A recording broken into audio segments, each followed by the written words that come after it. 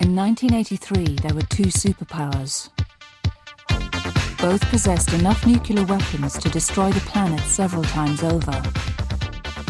Neither knew what the other side was thinking. In the course of the year, a series of disconnected events convinced the elderly Soviet leadership that America was about to attack. And at this precise moment, NATO began an exercise that rehearsed Armageddon.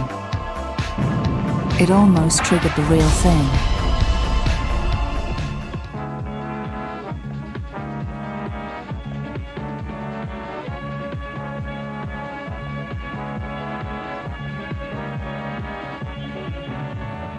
Hello and welcome to ESPN 88. I am your host Giggs, and we have some Wargame RTS esports going on right now.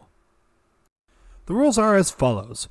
You can either play as the United States or USSR with 1985 spec decks. You start with 1,000 points, medium income, conquest game mode, 500 point victory, and a 40-minute match. May the best player win. Alright, and the first game we have is versus Gideon versus Red Shield, also known as Money Printer Go Burr.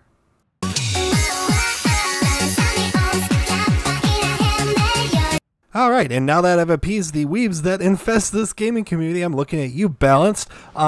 We can go on to giving you the details about this first game, and you see Gideon almost snipes Red Shield's Golf CV there. If he would have, that might have turned the table of this game, but unfortunately, Gideon invested a shit ton of money into howitzers here, which did absolutely nothing but just drain supply.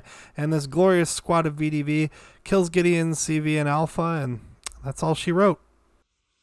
The second game in round one is between Cranky Toaster and Pacha the Butcher. Pacha the Butcher is in blue here, and Cranky Toaster is in red. Cranky Toaster immediately loses both of his T-80s to a pretty persistent attack from M1A1s, but he stays the course, and he ends up pushing through and ending up winning the entire game.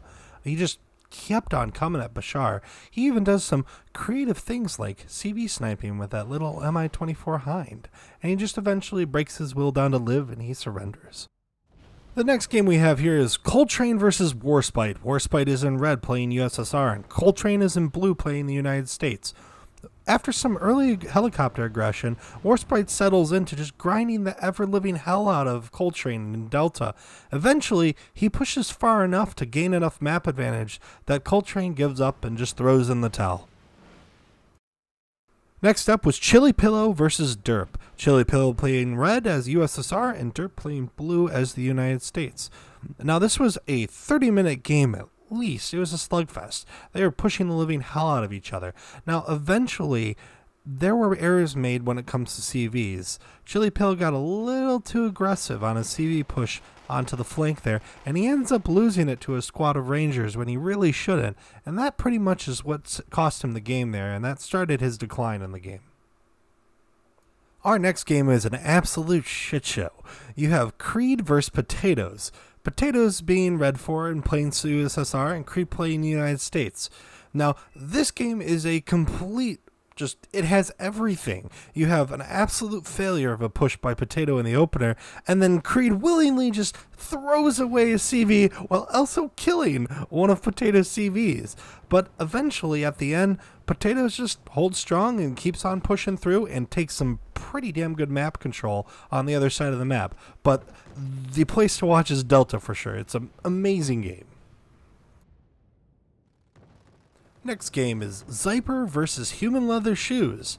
Now, Human Leather Shoes pushes really hard at the beginning of this game, and unfortunately loses a pretty important tank engagement to Zyper, and then Zyper just grinds the living hell out of him. He goes straight for the balls, and the balls being the penis-looking forest that is in Bravo that you're looking at right now.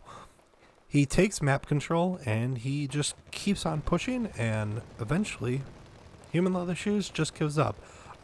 Probably feels a little weird saying that because I don't think I'd want Human Leather Shoes, but he is the loser in this game.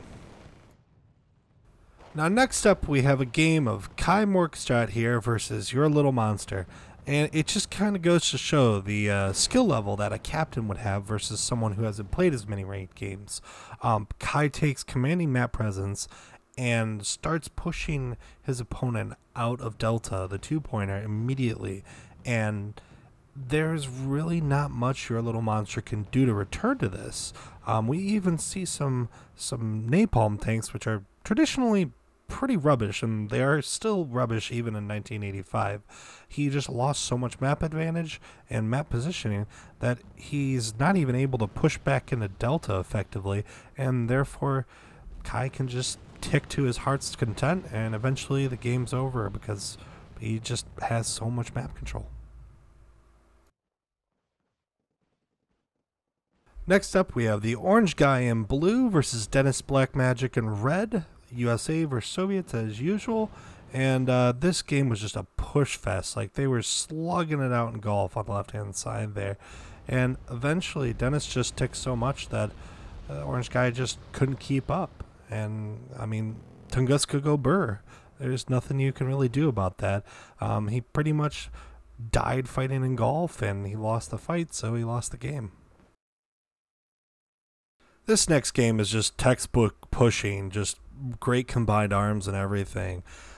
It's Volkov versus Cloudy, Volkov being blue for USA, Cloudy being red for USSR.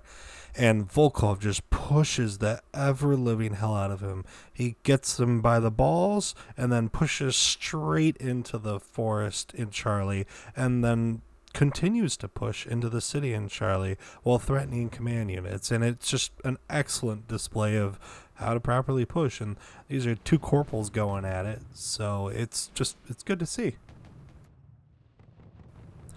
Next up is Oracle versus Commandos 90. Oracle playing as the United States here in blue, and Commandos 90 playing as the USSR in red. Now, it starts with some early aggression from Commandos 90. He's trying to capture the balls there and hold that area and start ticking on Oracle. But Oracle wants to have none of that. Oracle keeps pushing very hard. Oracle starts to work his way up the shaft of the Penis Forest and just keeps on pushing. It does not stop. He even kills Commando's CV and Hotel, which basically seals the end of the game for him, and he starts ticking like crazy, and that's all she wrote. Next up, we have Parker Wallace versus Jorah the Explorer, which I think is a pun on Dora the Explorer. They are playing on the map Hell in a very small place, and this is just another one of those games that just shows how important map positioning is and ticking on your opponent, because Parker Wallace doesn't do anything really special here.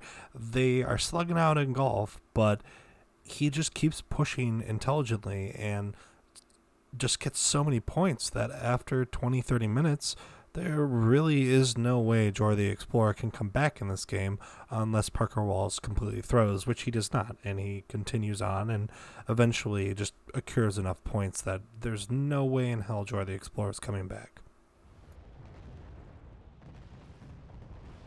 The next game we have is a game between Elephant and Taco FSX, and this I probably shouldn't even show you this. This is a war crime just showing this. It's just textbook smoke micro and heavy tank micro by Elephant here, and just takes so much map control that there's really nothing that Taco can do here. I mean, right now it's about to be Cinco de Mayo in an hour, and I really want tacos, and Elephant just beat the hell out of this taco over and over. It was a bloodbath. Alright, and next up we have Evil Commie versus Enver Pacha. Evil Commie playing USA here in blue, Enver Pacha playing USSR in red. And this game is just... it was probably the most surprising out of any of the games I've casted. Evil Commie looks like he has his game in the bag completely, and then somewhere with 10 to 12 minutes left, he just falls apart, and Enver Pacha just pushes his two-pointer super hard, which on this map, on the side he's on, is extremely hard. Evil Commie just unfortunately falls apart with about 12 minutes left and starts getting his two-pointer pushed and just gives up and surrenders. It was the most crazy turn of events I've seen so far in this tournament. I mean, just look at it. You have an MI4 killing a CV. Like, that never happens. You never even see an MI4. This is just amazing. This is just another one of those games where you just see one player just push and trade insanely effectively. You have Slowpoke in red over here playing USSR, and you have Rumble in blue playing USA General. And Rumble just pushes the living hell out of him, gets him to commit to fights in Bravo. Just all around really good play by Rumble here, and he plays it really intelligently. And he ends up winning the game because of it. He just pushes so well and trades really well, and there is nothing that Slowpoke can do to really respond to it. And by the time he starts to form a response, it's too late. Last but not least, the last game in this first opening round, Game 16, you have Michael J. Caboose, also known as Operator, versus Roof Koreans. And this is just a battle to the death in the balls of the penis forest, and Roof Koreans just comes out on top here and just like beats the living hell out of Rhea. Like this is, I feel bad showing this. I'm gonna have to flag this video as non-safe for children just because of this game. This is just a complete beating, and Rhea's just kind of screwed from the start, and he never recovers. Alright, make sure to check in next week when we have round 2 of the Able Archer 1980.